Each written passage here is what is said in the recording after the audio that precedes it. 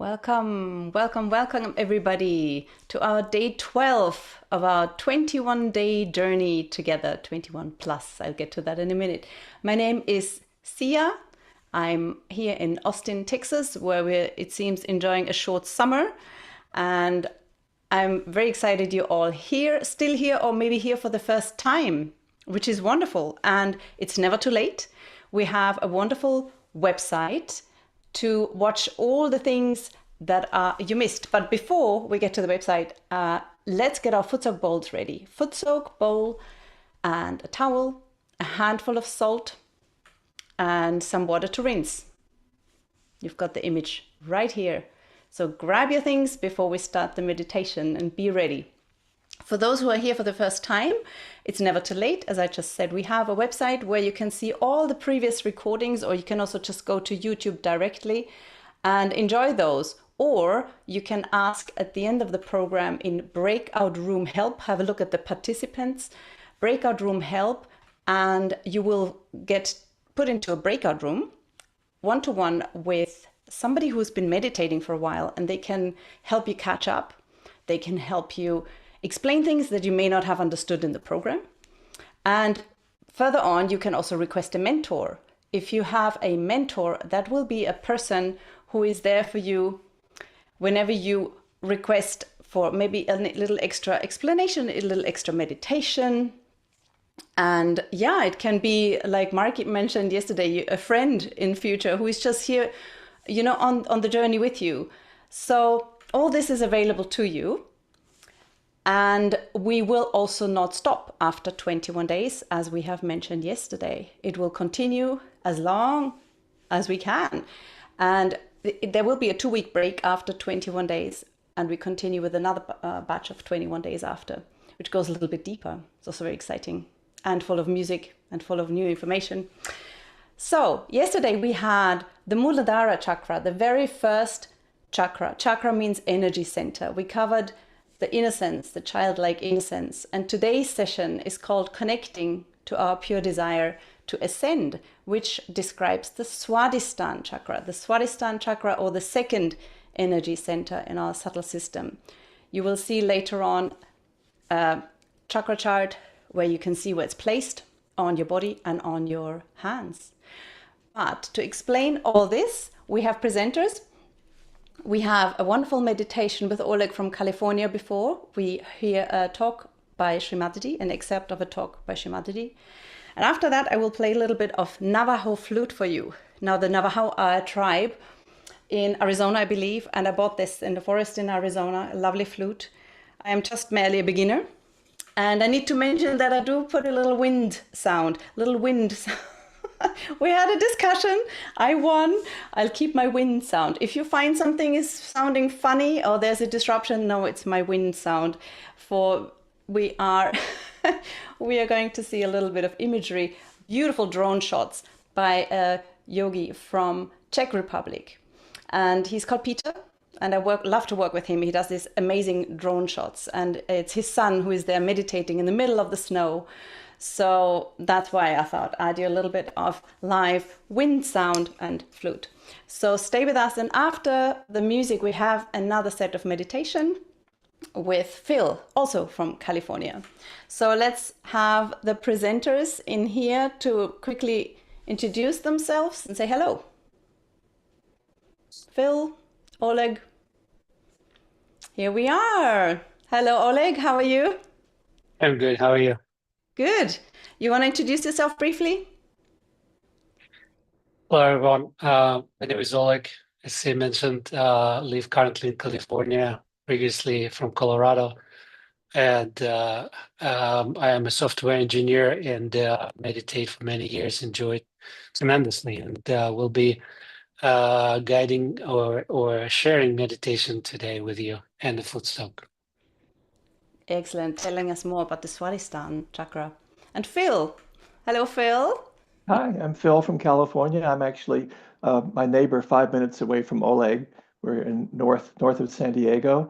I'm from all over the place, originally back east. I've taught at universities. I've been a film animation director. Right now, I'm a professor at a school in Seattle teaching video game development and graphics and stuff. So I use my Swadhisthana a lot in that. And tonight, we're going to learn how to really calm it down and really work on getting this energy of the Swadhisthana to our central channel and bring us beyond our thoughts, of which I have plenty. It's great. We have different arts in the program. Fantastic. And software engineering surely is also an art, isn't it? With a lot of numbers and zeros and ones. Anyway, Sometimes. it can be creative for sure. All right. So lead us into meditation, Oleg. Thank you and see you later. Thank you. Okay, so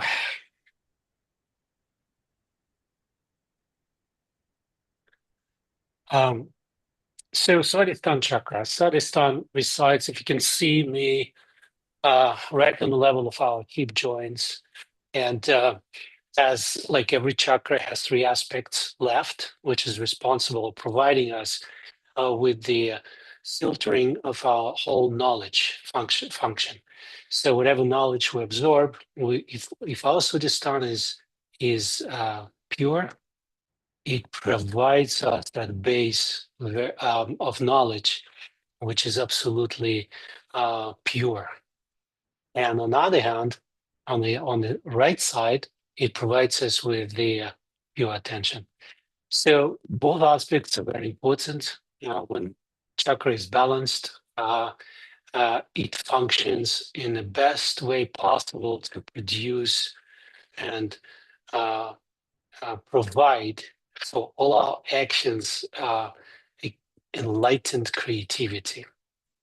And everything goes smooth in best possible way, and we enjoy ourselves, our environment, and whatever we do, we come to do with enjoyment.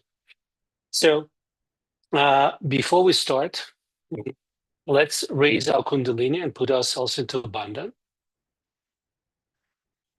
Go inside with your attention, and as always we do, we raise kundalini first to awaken and to protect our left channel, and mix it up above our heads. Tie it well with one knot, and bring your hands down. We repeat it second time to awaken our right channel, and we do 1 or 2 knots above our heads, and bring our hands down. And third time to awaken our central channel. And while we're moving our hands up, our attention rises with our hands. And we do 3 knots above our heads, and bring our hands down, but not our attention. Our attention right where we made this knots above our heads. And this is the ideal situation where when we keep our attention above our heads. Now we do bandhan. Left hand on the lap, right hand across your body, and we start moving our right hand above our heads to the right and back. This is to protect our Muladhara chakra we talked about last time. Second time, to protect our Swadhisthana chakra, subject of today. Third, on the level of our belly button, nabi. Fourth, on the level of our heart and back. Fifth, on the level of our shoulder neck area, at the base of our throats. Fifth, on the level of our brain area, on the level of our forehead. And seventh, top of our heads, the 7th chakra. So now we're prepared. Now we are balanced, more or less. Obviously, it depends on the stress level of each individually, but we raised our kundalini, she is engaged. We put ourselves into protective layers, like a rainbow, and we're ready to really go deeper into that silence, into that state of doing nothing. Okay, if you're ready with your bucket like I am, bucket with the water right in front. I have a pitch with the water for after, and towel.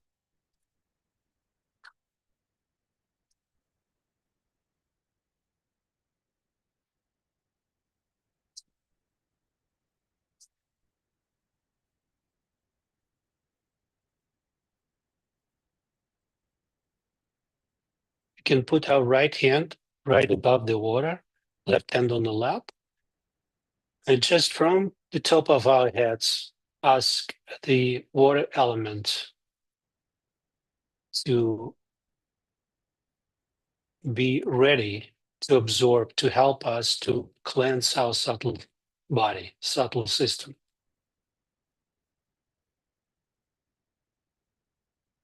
Now let's put both feet into the bucket or bowl with the water. Put your hands on the lap.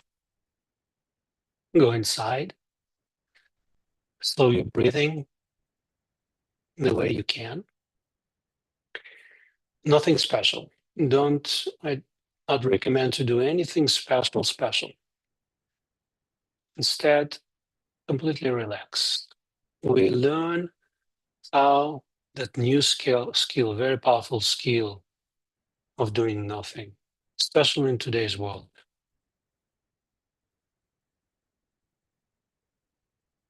And we gently ask, energy within, Mother Kundalini, let me be driven by you.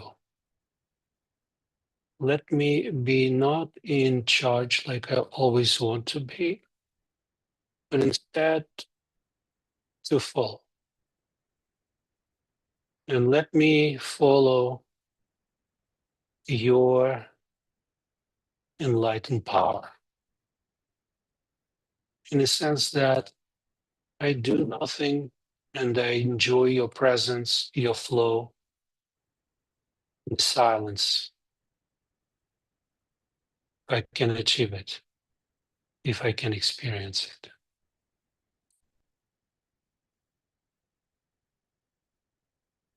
Let's put right hand in the area of our left hip joint, well, left hand on the lap, open upwards, and connect our attention from the top without thoughts, right? Without questions, from the top right to that touch of your right palm or right hand, fingers,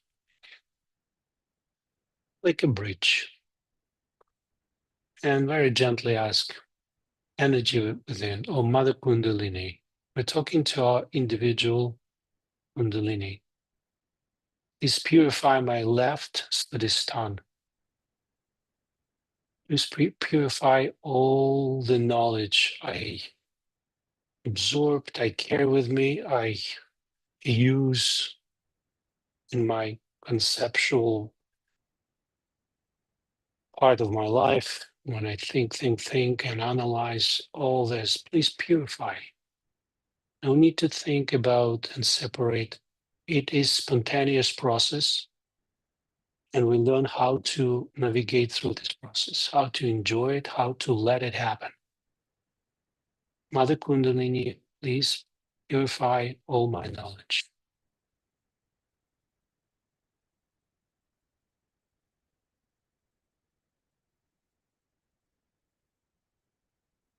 And once we ask it,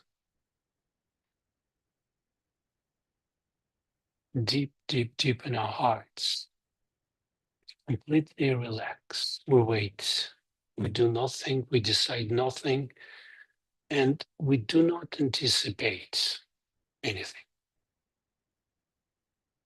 Just stay in the moment and wait. Witness what happens next.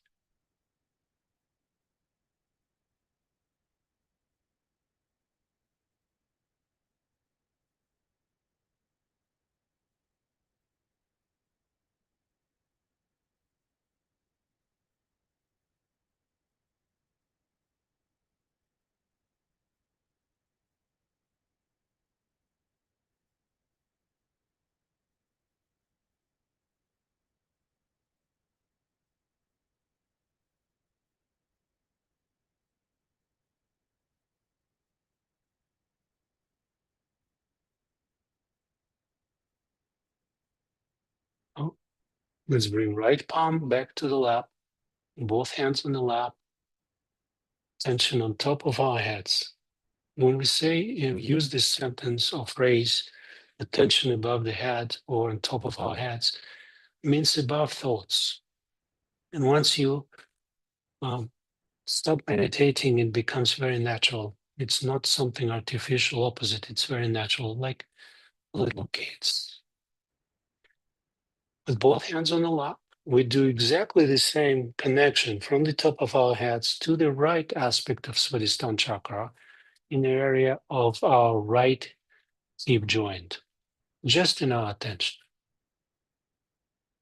And very gently, but sincerely, on the hearts, deep in our hearts, very privately.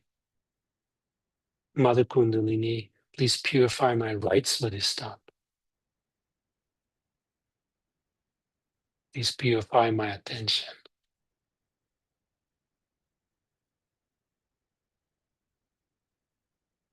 Please calm down my attention.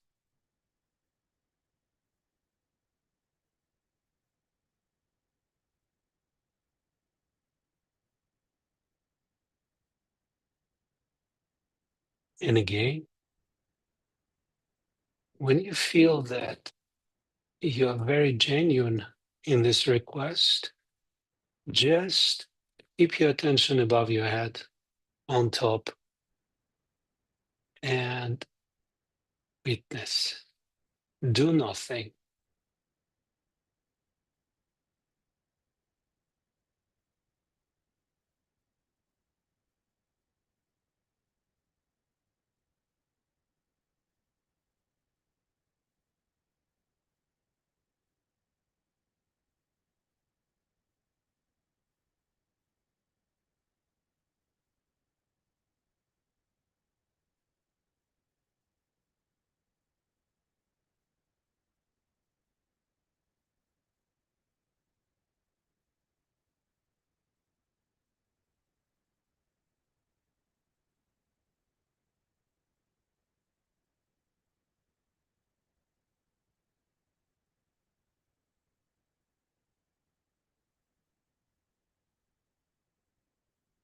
Now we transition our attention to the center of Swadhisthana chakra, connect the top, the seventh chakra, and Swadhisthana chakra, the second one, in our attention. And we ask Mother Kundalini, please purify my Swadhisthana chakra. Please enlighten this source of creativity within me.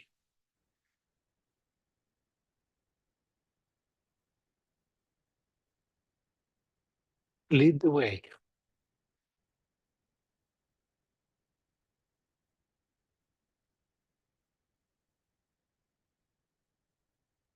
Don't need to imagine anything. We don't need to describe more to ourselves what it means. Literally, what we need is to learn to be silent and follow the drive of your own Kundalini.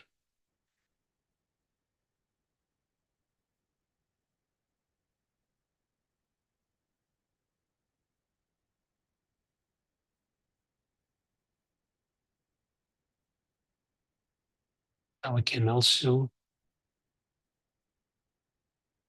check if we can feel any sensations on our palms.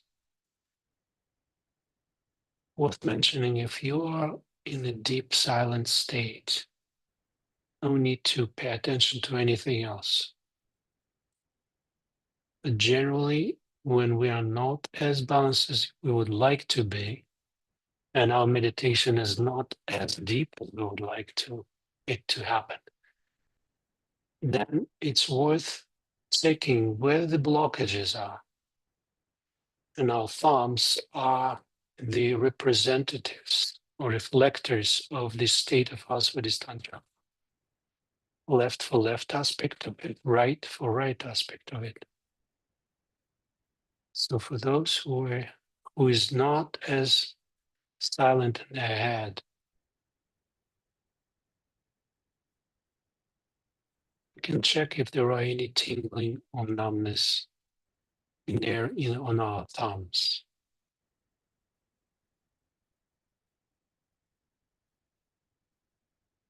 And if you feel any tingling or numb sensations or heat on the fingertips of your thumbs, then just again point your attention to your Kundalini and ask Mother Kundalini, please purify my Swadhisthana. You are the doer. I am playing this game and I learn how to follow you. And I am told that you are the extremely powerful healing energy within me. So please show me the way. purify my Swadhishthana, and see what happens.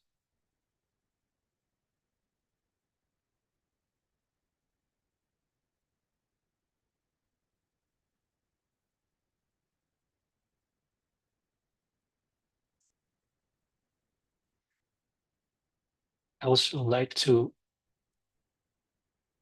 engage deeper in my Kundalini by putting my right hand right in front of me, facing up, and moving my right hand slowly, slowly along the central channel, up, up, up through all the chakras, up to the top and above my head, several inches above my head, and check if I can feel the stream of my Kundalini. And if you do, you feel like a breeze steaming up towards your palm. Try to be as still as possible, not to shift your attention from this sensation. And bring your hand down, but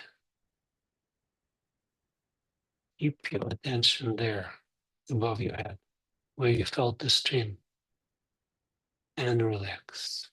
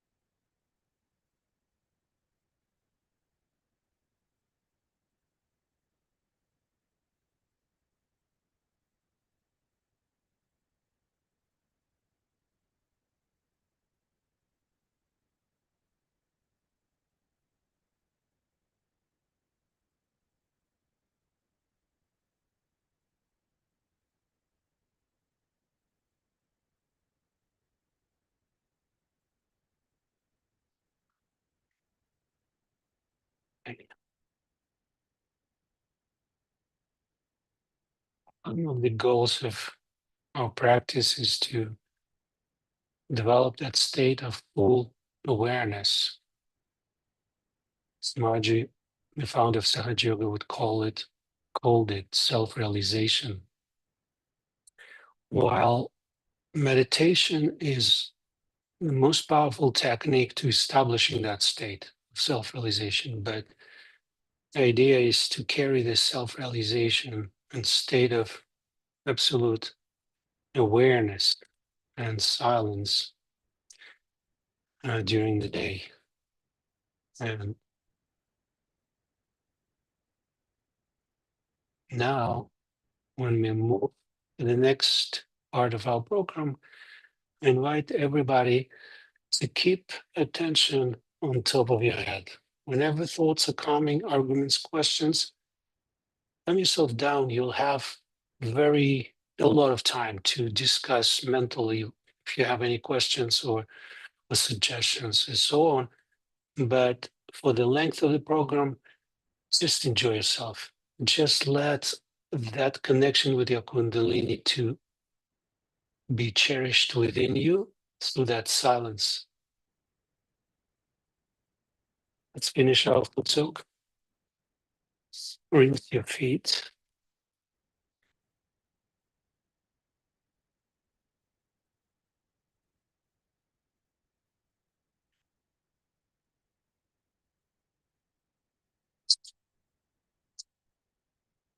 You can towel it off, and we should put our bowls aside. No need to flush it at this point, not to disrupt our program. We'll do it later. And we're moving towards next part, which is a video from Shri Mataji, the founder of Sahaja Yoga. And during the video, just keep your hands open, attention on top of your head, and enjoy, absorb as much as you want and you can.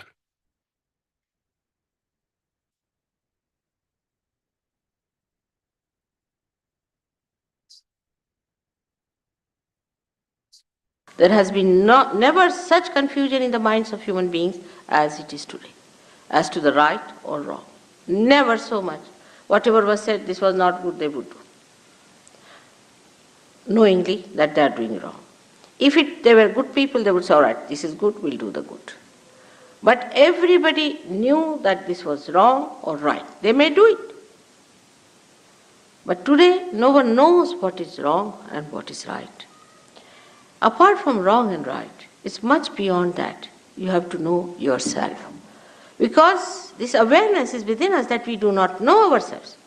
We do not know the absolute. We live in a relative world. Of this, everybody seems to be conscious, maybe in the subconscious or maybe in the unconscious. But definitely there's a feeling in every one of us that we do not know. And it's a very honest feeling. It's a very sublime feeling that we have to know something more. Now when we say the word know, we think as if I would say, I don't know about Derbyshire, I've never been there. Now this means what? I don't know about Derbyshire. I mean, what don't I know about Derbyshire? I can read it in the books, I can find out. I can know all the history of Derbyshire. I can find out who are the people who were making beautiful porcelain here. I can find out all about their history, everything I can read about it. Still, why should I say I don't know anything about Derbyshire? Because I have not been to Derbyshire before. I have not been to Derby. I have not been to this area. I have not seen this place. I have not visited it. I have had no experience of this place, so I don't know about it. This is exactly what is the situation. The situation is that we do not know about the divine. We have read about it. We have heard about it. So many people have written about it. Once they know there's an inquiry about it, they come out with books. Books after books, thousands of books they have written. How many of them are true and how many of them are untrue? It is impossible to find out because we do not actually know. Supposing somebody says that Duke of Bedford was born in Derbyshire, all right, how will I know?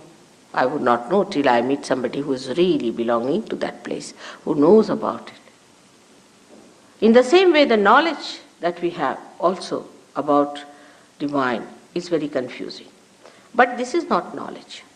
This is never the knowledge. The idea of knowledge comes to us as if it is a kind of an answer to our inquiries which is rational, which we can understand intelligently through our intelligence. But now this area is beyond intelligence, beyond rationality. Beyond all that is limited is the unlimited area. All such unlimited areas can be only known by experience of your awareness. Now this one should understand is a very delicate thing, how to know something, an experience of our awareness. Not an experience you suddenly see a light, so it's an experience. I mean, you can always see a light. It's so great. The people feel about it that they have seen some light suddenly sparking before them. Nothing so great. There could be some areas from there a sparking can come and maybe it is of no use to you, but just you might feel that you have experienced. So one must know that seeing is not experiencing. For example, a dog sees this instrument. But what does he know about it? He sees it.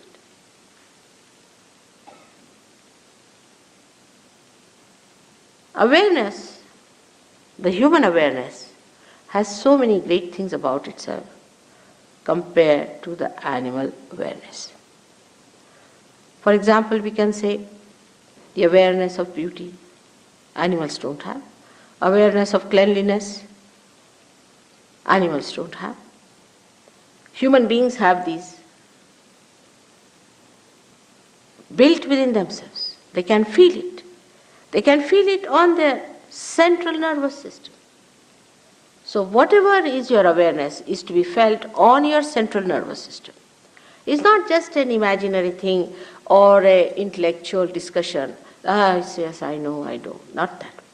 The knowledge should come to you through your feelings.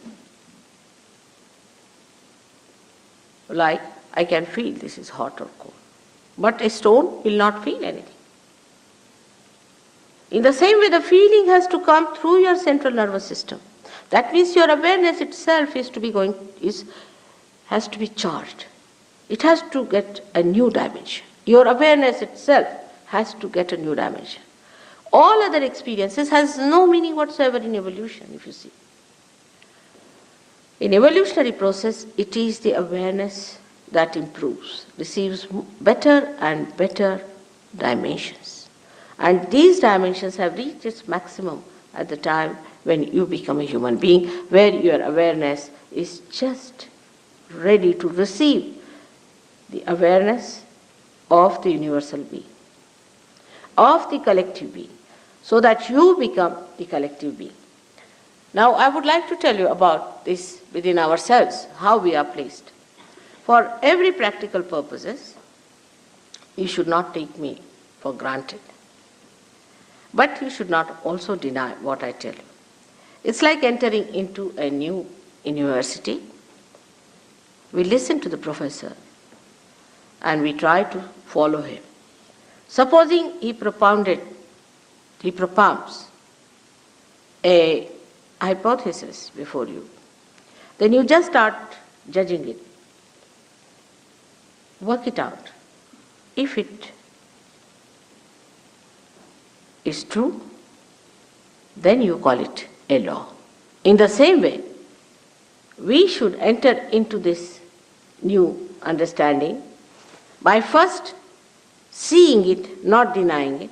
Then if it is true, then we have to believe it. There should be no blind faith about Sahaja Yoga. Blind faith does not help at all. Neither there should be a denial.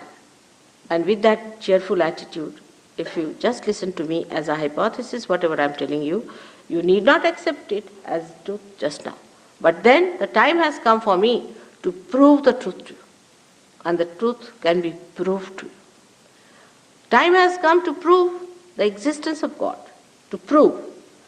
Not prove that I give you a big lecture or take you to courts or some sort of a thing like that. But how am I going to prove it? On your awareness. It is going to be absolute experience of your awareness that you are going to feel God Almighty. Time has come to prove the scriptures, all the scriptures. The time has come to prove your own connection with God, your own relationship with Him, your own relationship with that primordial being, whether you call it God or anything, it makes no difference to God Himself. Whether you call Him by any name, there is God. And that God is not the way you conceive God. It's not the way you understand God or you know God, but is the God as He is. There has been no...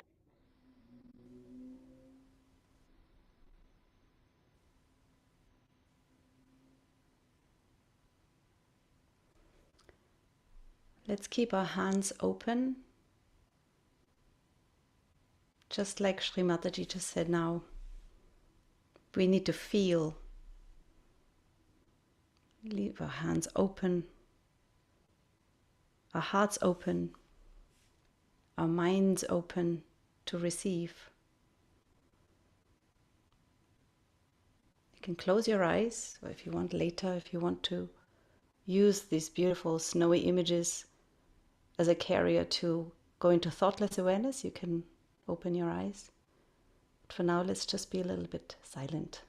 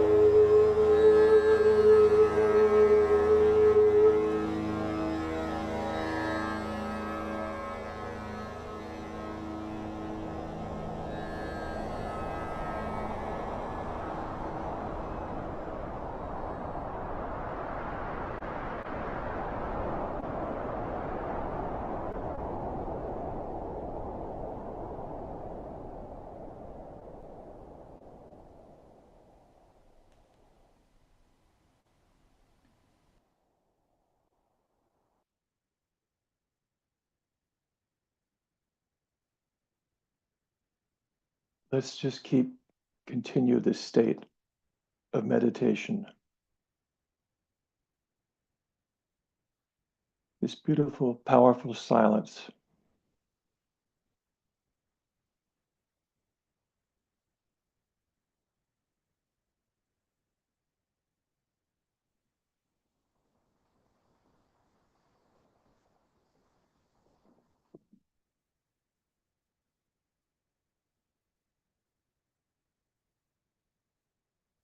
Let's breathe deeply, all the way down to our diaphragm. Hold it and release it. And as we release, let's stretch both of our hands up, our head back. Reach for the sky. And just ask, Mother Kundalini, please let me feel the divine vibrations.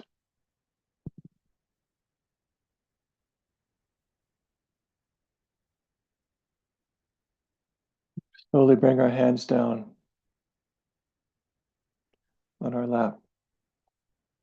And let's just sit in silence for a few minutes.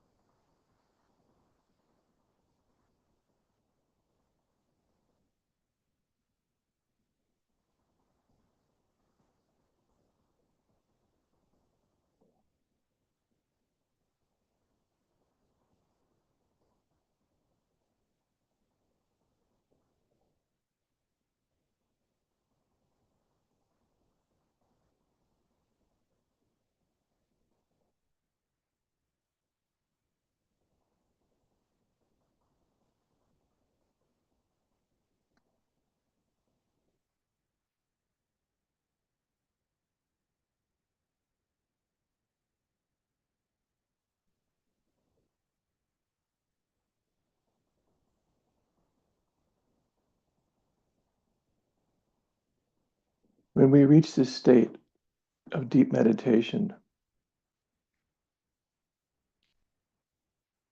our desires become powerful and purified. We can put our right hand onto our left Swadhishthana, lower abdomen near the hip, and just ask inside, Mother Kundalini, please grant me the pure knowledge of the divine. Please let me be the pure knowledge of the divine.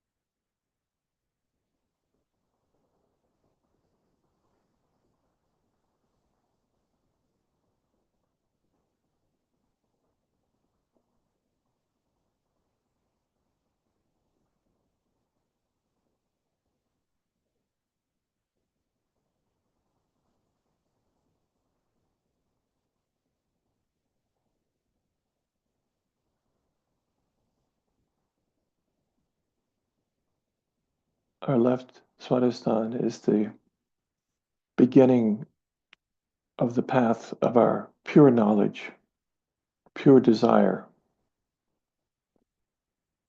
We can ask again, Mother Kundalini, please grant me pure desire for my spiritual evolution and connection with the divine.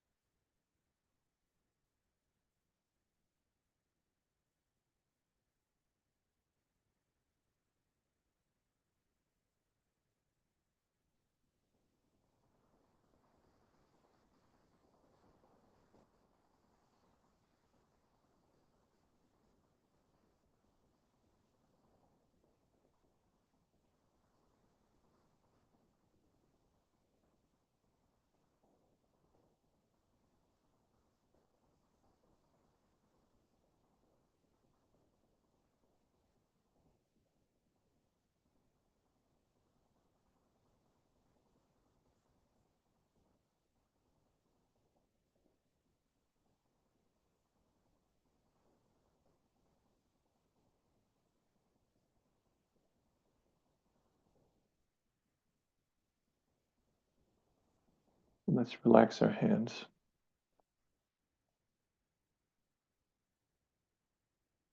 We're breathing deep and slow.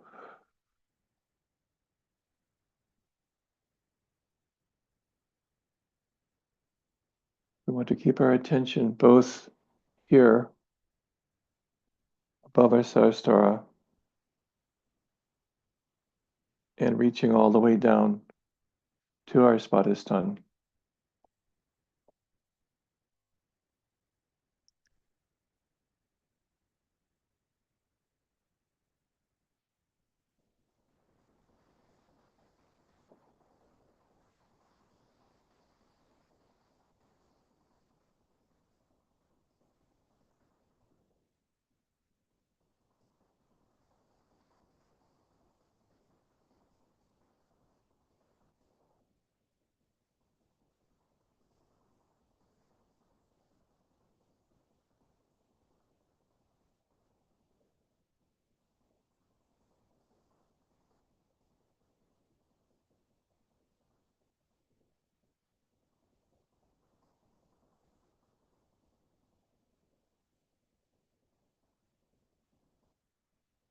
It's said that when we pray, we're talking to God.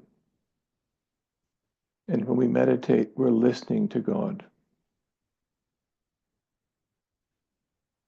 So when we make affirmations, we make requests to Mother Kundalini, it's important for us to go into silence and listen to our internal knowledge. Give us these answers.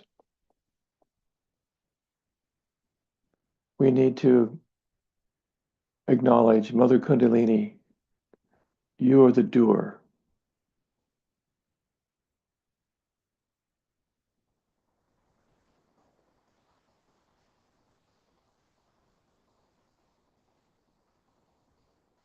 Please grant me pure attention and pure balanced action. It goes beyond the ego. It goes beyond my personal needs, wants, and reactions.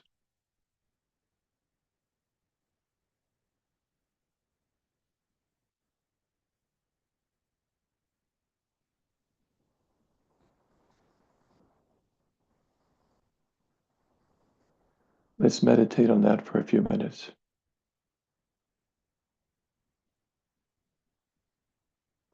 Keeping our attention above our thoughts, above our head.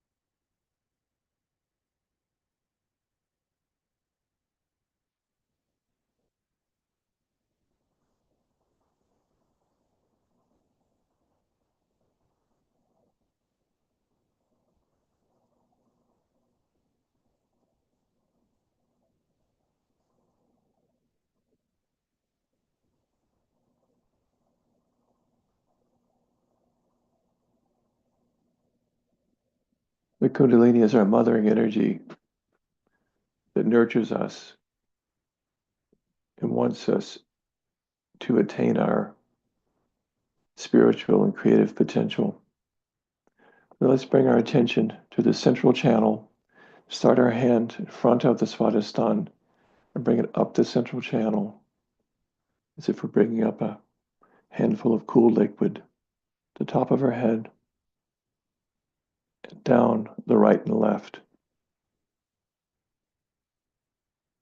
Once again, up the central channel, deep breath, release as we bring it up. You can close your eyes and feel this energy inside of you as we raise these strands of the Kundalini. And then a third time. Deep breath. Relax. At this point, keep our right hand above our head and just ask, please establish my thoughtless awareness. Please establish my pure creativity in every aspect of my being in connection to the divine.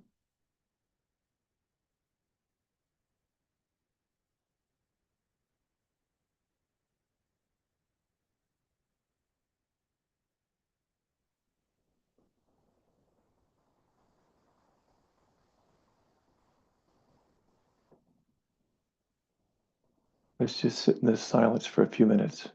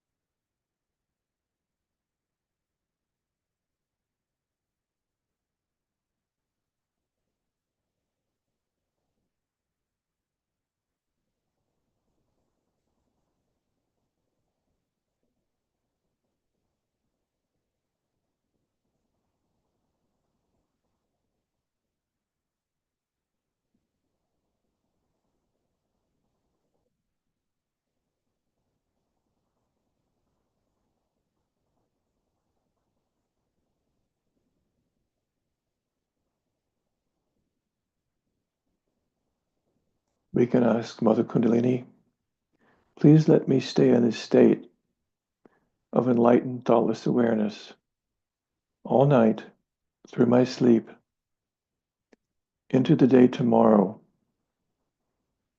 Please let this awareness be part of my everyday. This creativity, this pure creativity, may it permeate every aspect of my being and every action and every thought that I have.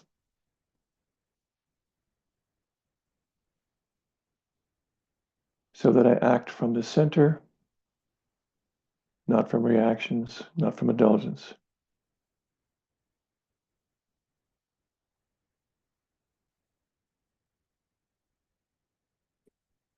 Respectfully thank this energy within us,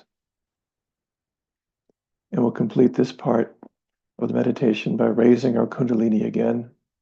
As we do so, keep our left hand in front of the lowest center. We can close our eyes, and as we raise our hand, we'll feel this energy actually rising physically. It's the interaction of our physical and subtle body to the top of our head. So let's raise our Kundalini again slowly, respectfully.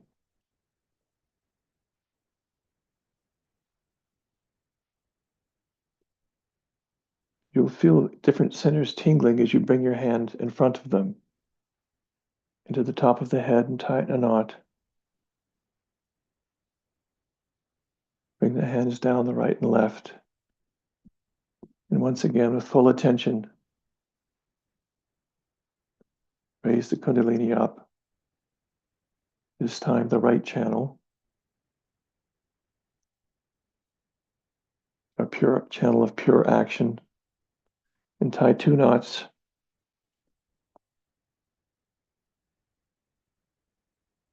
And then a third time for the central channel. Slowly, full attention. Head back and tighten 3 knots. Bring our hands slowly down.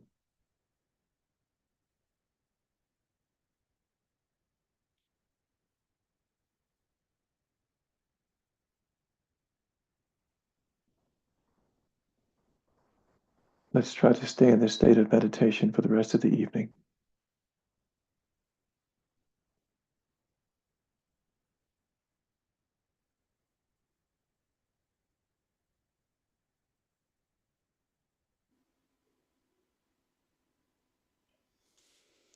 When you feel so quiet and peaceful, and the thoughts are gone, and the heart rate has gone slow and slow, it's hard to speak, isn't it? Yet, announcements. Some announcements. What's happening tomorrow? The third energy center, the Nabi, which is so very closely tied to the second. The topic is feeling contented in our daily lives. Who wouldn't want that? So let's meet again tomorrow. Request a mentor. Have a look in your chat and you can see how you can request a mentor. Thank you so much for popping that in right there, Hira. You can join our WhatsApp community once again for questions or just exchange or get to know other people who are seeking like you. And our website with a QR code. Our breakout room is ready. Have a look in the participants or in the chat. You go look in the chat and there you will find breakout room help. We have already a whole bunch of people waiting for you in the breakout rooms and they're more than happy to chat and meditate with you. And you can even request a breakout room after our little conversation that we're going to have now. A little bit of question and answer. So can I ask our presenters back, please? Phil, thank you so much for this super nice, peaceful meditation. And Oleg, who gave us such a wonderful, wonderful breakdown of what the Swadhistana chakra is all about. And Peter for those beautiful snowy images. Hello, everyone. Hello. We have some questions. Let me see, I have to do a subtle screen change here. Before we get to the questions, how are you feeling? Presenters, how are you feeling? As chilled out as me, you don't want to talk? No one wants to talk. Let's just not talk. Speechless awareness. Okay. How do you understand pure desire and pure knowledge in your own practice of Sahaja Yoga? So pure desire and pure knowledge. Oleg, would you like to go first?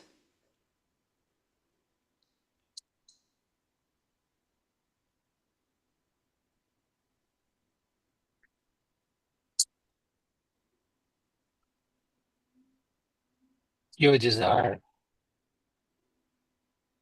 is, for me, it's really opening of the door to the collective consciousness.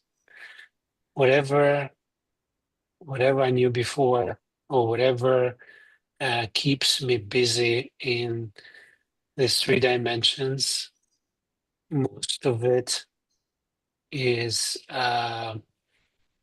somewhat not related to the absolute pure knowledge, in the sense that if my attention is not balanced and tuned, I get very quickly to this conditioning and rationalizing, and meditation provides that coming into that state of alertness and high awareness, which fills the heart, fills the mind. So this is what I associate with really pure knowledge. When I experience these conditions, everything is very light, very easy, flowing, and I relate to that quote unquote pure knowledge from that angle. I know that, okay, now I'm balanced, I'm tuned, I'm connected, I'm in the state of yoga. So whatever comes to my attention is pure. Would you like to add anything to that, Phil? Ever since I was a little kid, I wanted to know what was behind the curtain. I wanted to know what was reality. I wanted to know what was behind that. I was always a seeker, even from a little kid, religion, books, whatever it was. And then, of course, through the 60s, seeking and all that. I was always wanting to know what was the matrix, what was behind the matrix, what was making it all work, what was beyond infinity. And when I discovered Sahaja Yoga, I discovered that you could reach that, you could connect that, and it answered those questions. It answered those questions of what is the ultimate reality and what is our connection to the divine. So yeah, it was a long commute, but I finally made it there. Have you, maybe to explain or to give an account of how you felt regarding what is a pure and not a pure desire? Maybe you could give an example how you would notice, or how you would realize that what you are currently following or wishing for is a pure desire or not a pure desire, or what you are running after is pure knowledge or not pure knowledge. Is there any kind of way how you learned to figure out this is this or this is that? And what were the results? Well, ultimately, anything that's not a pure desire doesn't satisfy you.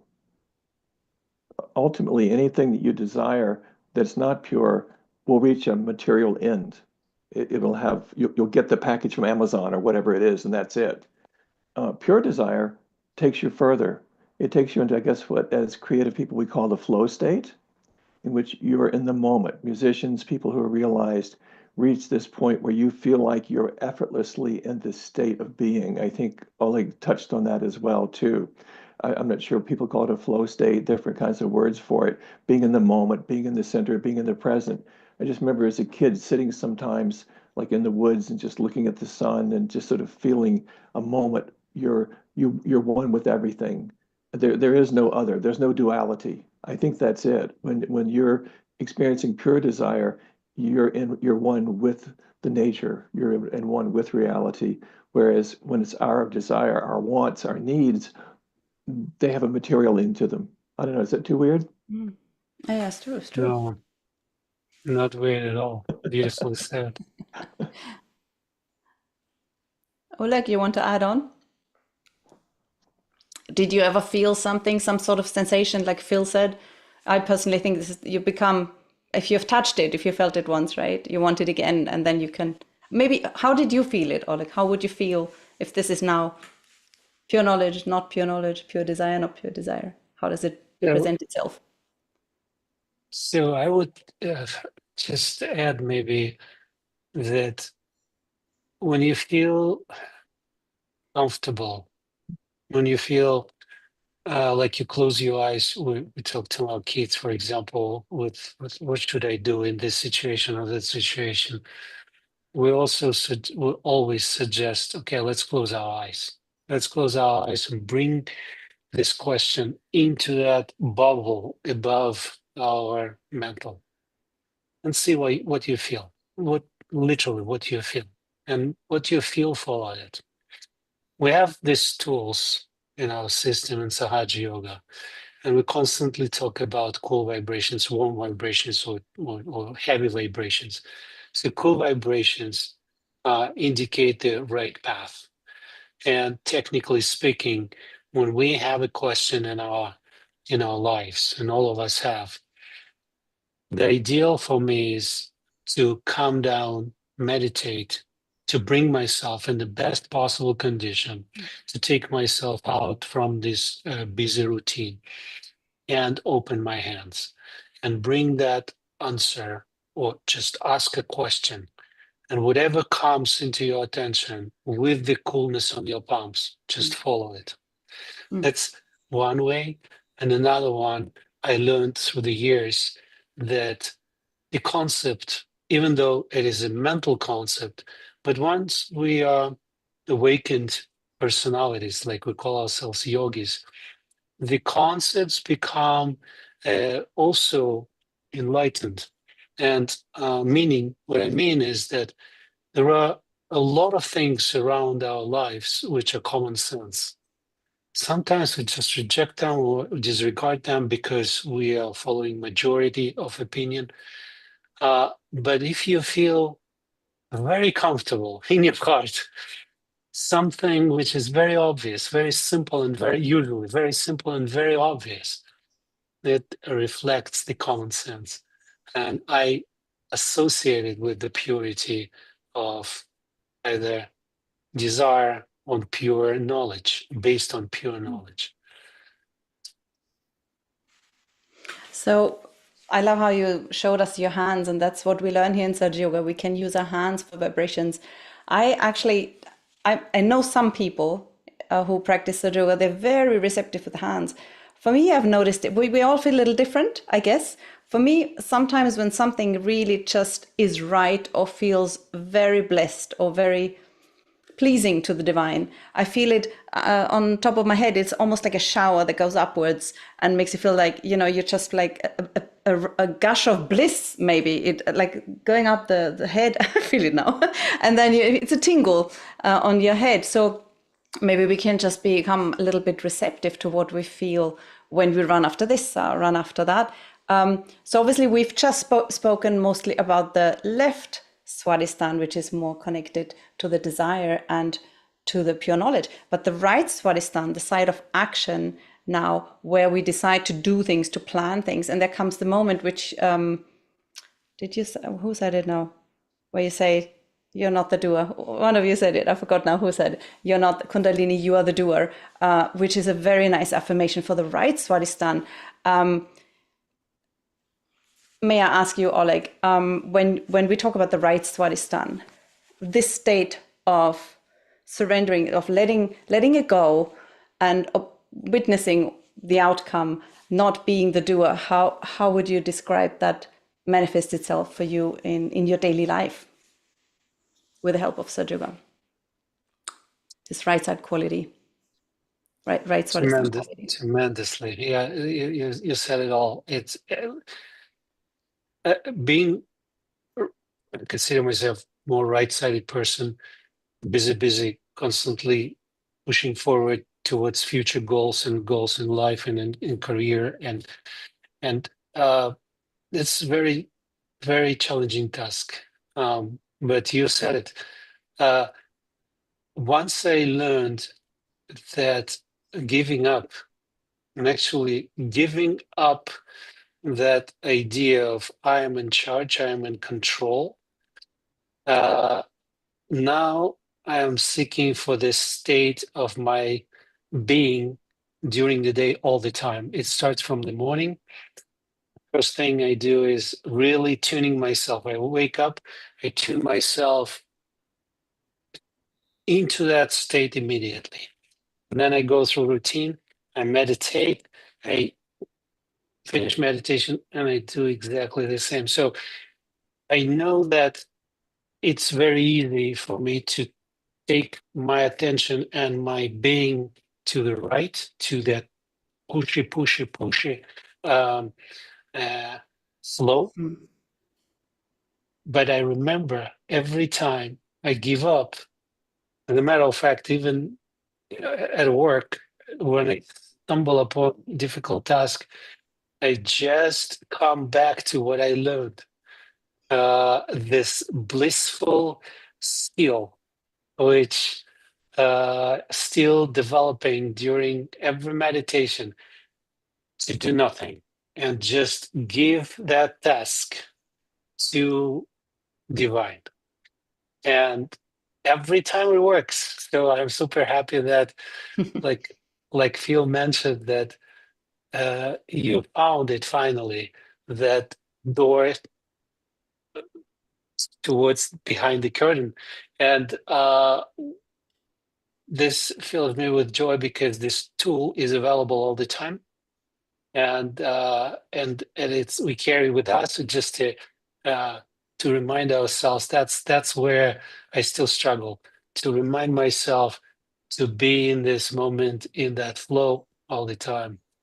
So yeah, it helps a lot, and I'm super grateful to Sahaja Yoga, to Shri Mataji, that I found it, and I'm part of it, and I have the Sahaja Yoga meditation available on a daily basis. Phil, have you ever had this moment, maybe in your artwork, in your film work, where you thought, this is impossible, I couldn't have planned this like that, how things fall together? So it's actually a joke if I think for a minute that I'm in charge and I'm doing anything. Have you had experiences like that? Well, I'm sure probably as you have, Sia, as well. Plenty, yes. I'll tell you a quick story. This was actually right before I came to Sahaja Yoga. I was a film director. I'd moved from, I was kind of a big fish in a small pond in Richmond, Virginia. I had my own animation studio. I joined a larger studio, moved to New York City. We were the premier special effects animation studio in New York City in the 1980s.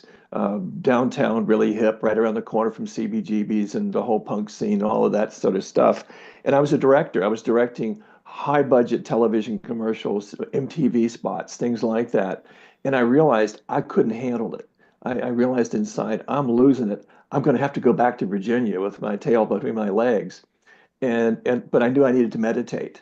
This was before I knew about Sahaja Yoga, but I was aware somehow my Kundalini inside went, dummy, you need to meditate. And luckily, my wife discovered, she hired two people who were meditating, two Sahaja Yoginis at our studio for no good reason. They turned us on to the pathway of Sahaja Yoga and were very nurturing, very gentle, and said, okay. And I was very skeptical of anything Indian because I'd grown up around a bunch of false gurus and stuff like that. And I just went to this program.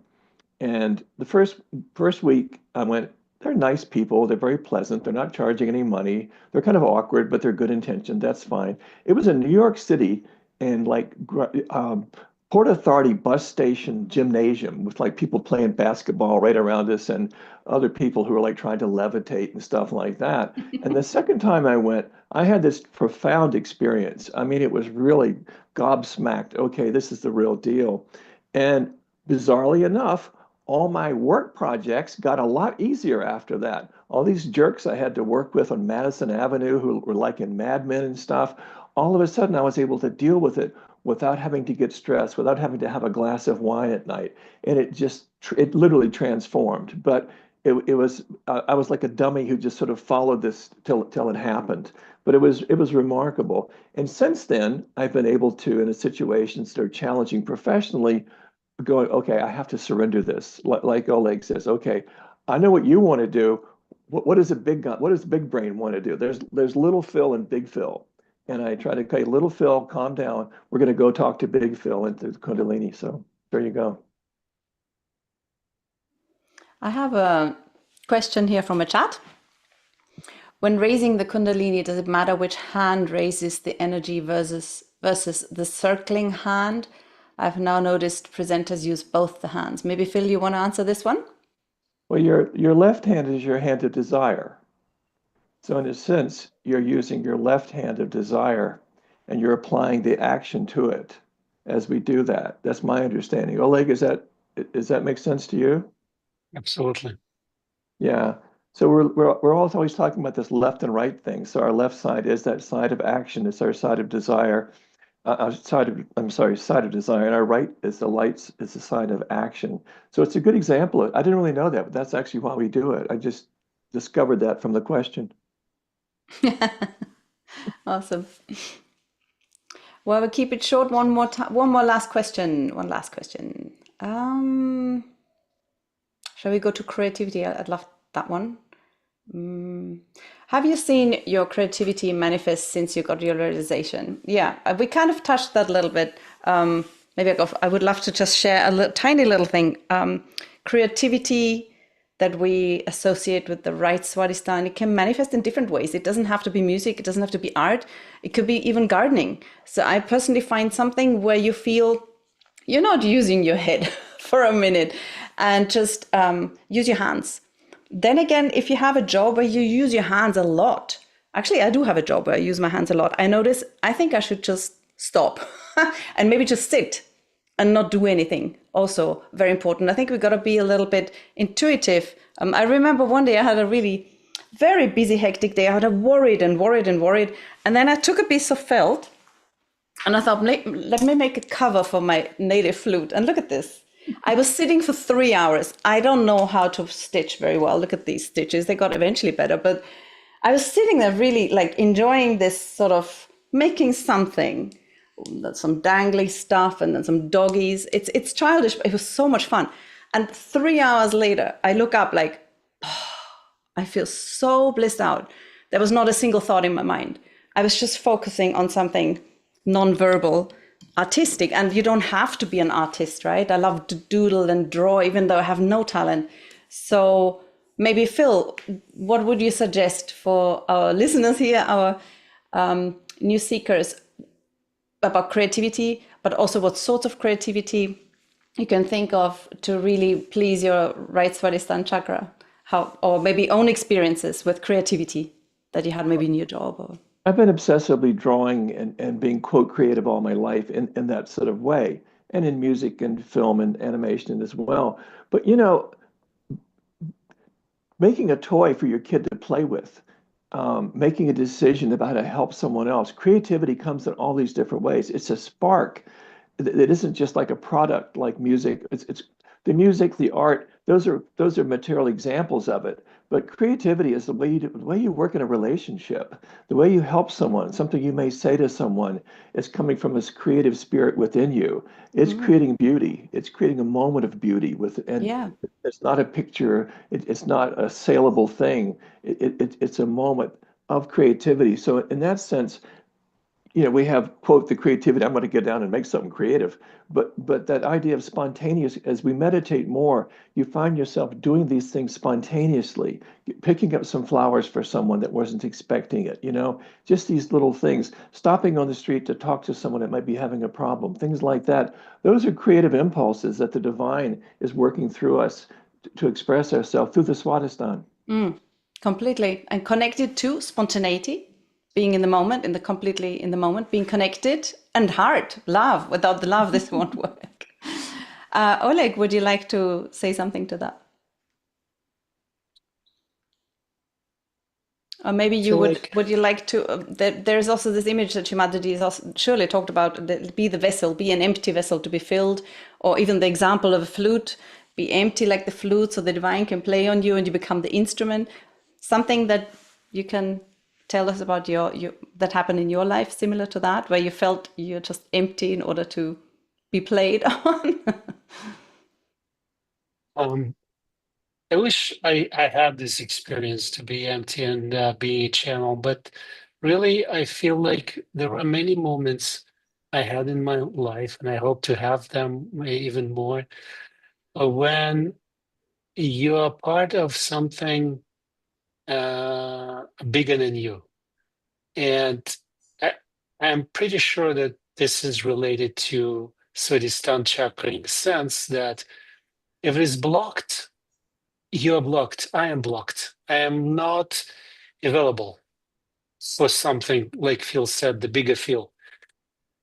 When Swadhisthana is tuned or relatively balanced, that desire, that creative flow to accompany something bigger than you, to become part of that collective evolutionary process becomes very enjoyable.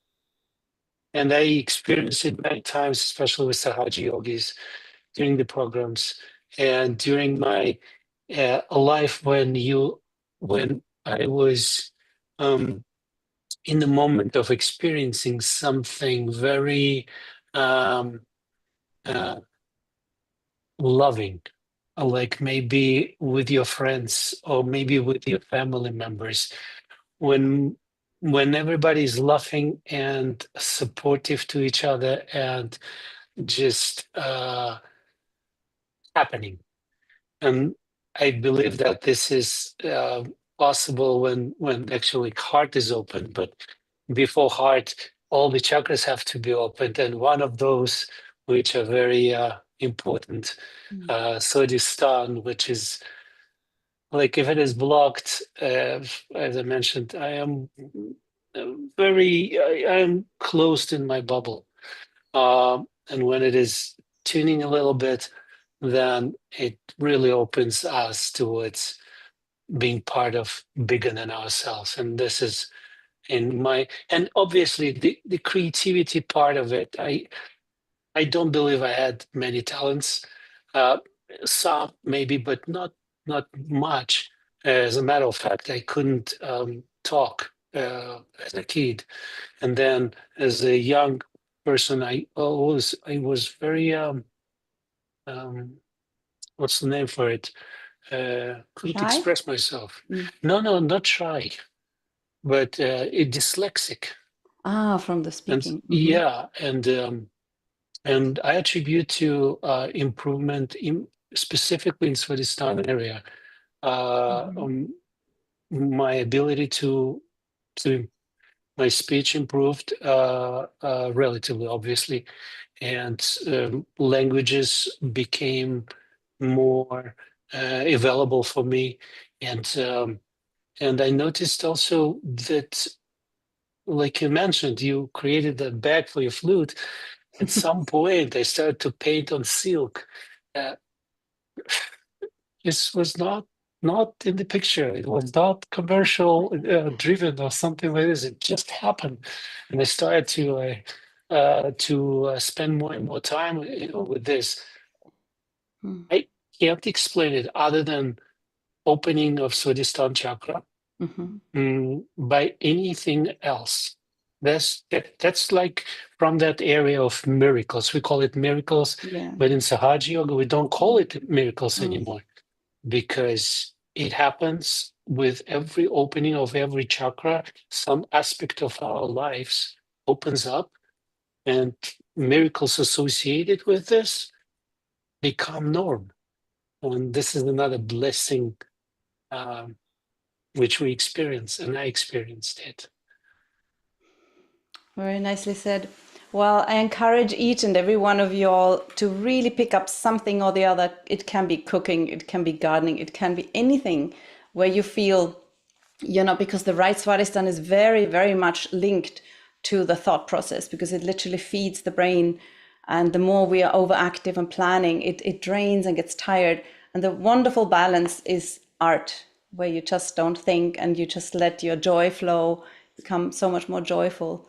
So yeah, maybe we can close this session just with briefly remembering. I love what Phil said about affirmation is speaking to God, and then the meditation is listening. I love it. I really carry this with me.